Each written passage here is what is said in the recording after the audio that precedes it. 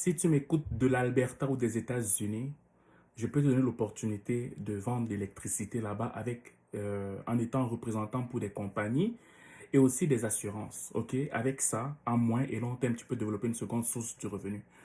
En tout cas, c'est ce que j'essaye de bâtir présentement et c'est pour ça que je t'en parle.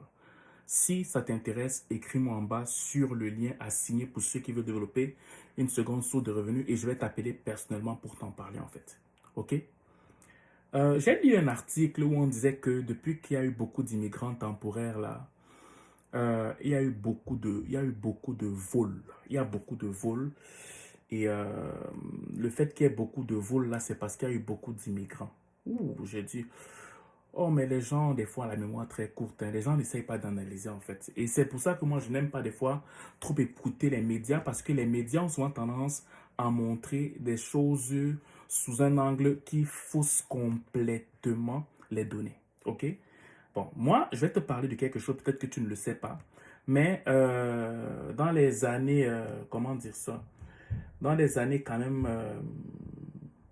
en tout cas, on parle beaucoup de tout ce qui est terrorisme, ok?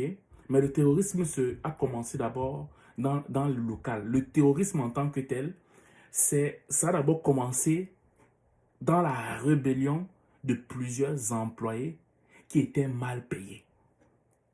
Le terrorisme local, si on peut le dire comme ça. Quand tu as par exemple dans des pays industrialisés, par exemple comme les États-Unis ou en Europe avant, beaucoup d'employés étaient sous-payés dans des industries.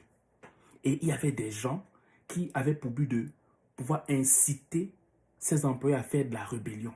Pourquoi? Parce qu'ils trouvaient que je veux dire, les prédispositions qui étaient mises en place, ok, pour être heureux, alors que eux, ils travaillent pour enrichir les élites, étaient injustes et il fallait mettre en place des actions, qu'elles soient bonnes ou mauvaises, pour qu'ils se fassent entendre. Et ce mouvement a quitté l'Amérique pour arriver en Europe même, et c'est parti même jusqu'en Algérie.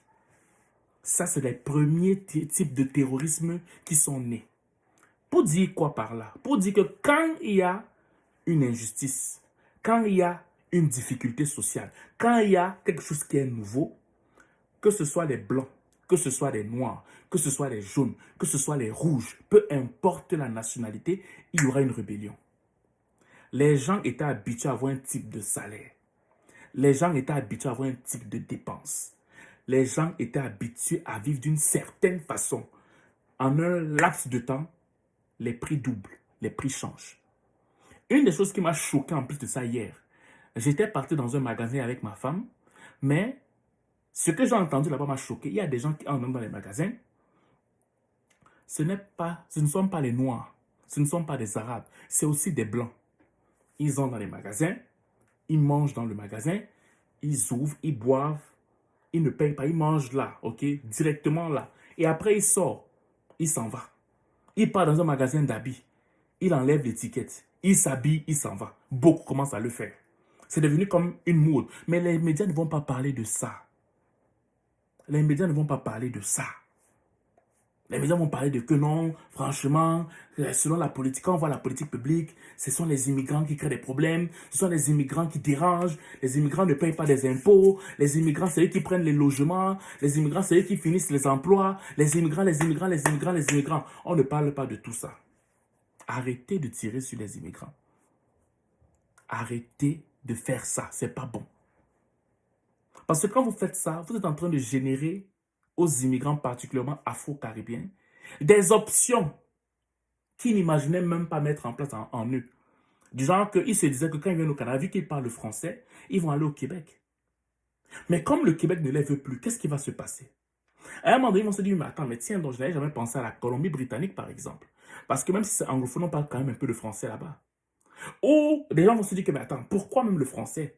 Je vais aller dans une province anglophone et apprendre à parler anglais. Alors qu'avant, le francophone ne pensait même pas à ça. Pour lui, je viens en Amérique du Nord, je pars au Québec.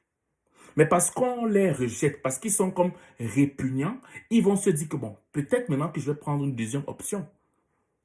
Ok, je vais peut-être plus penser au Québec parce que le Québec n'est plus attractif. Arrêtez de faire ça. Il faut arrêter de faire ça. Parce que c'est le Québec au final qui va perdre. Le Québec n'aura plus une forme d'attractivité avec le temps. Bref, Moi, je vous dis quelque chose qui est très important. Maintenant, c'est à vous de voir comment vous voulez fonctionner.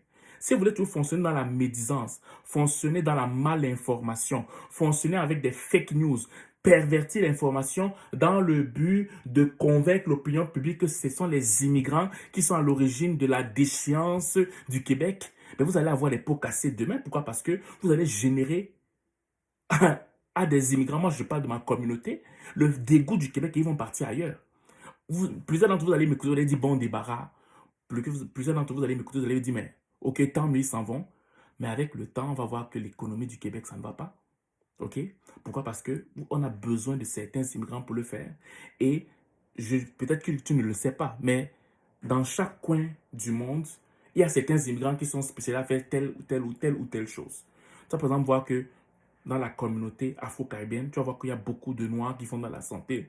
Dans l'alimentation, tu vas voir qu'il y a beaucoup de Latinos qui vont faire dans tout ce qui est champ. Tu vas voir que dans tel truc, dans l'entretien, maintenant, tu vas voir beaucoup de Latinos. Tu vas voir que beaucoup de Québécois ne font pas ça. Mais à un moment donné, ils vont se tanner du Québec, ils vont partir ailleurs.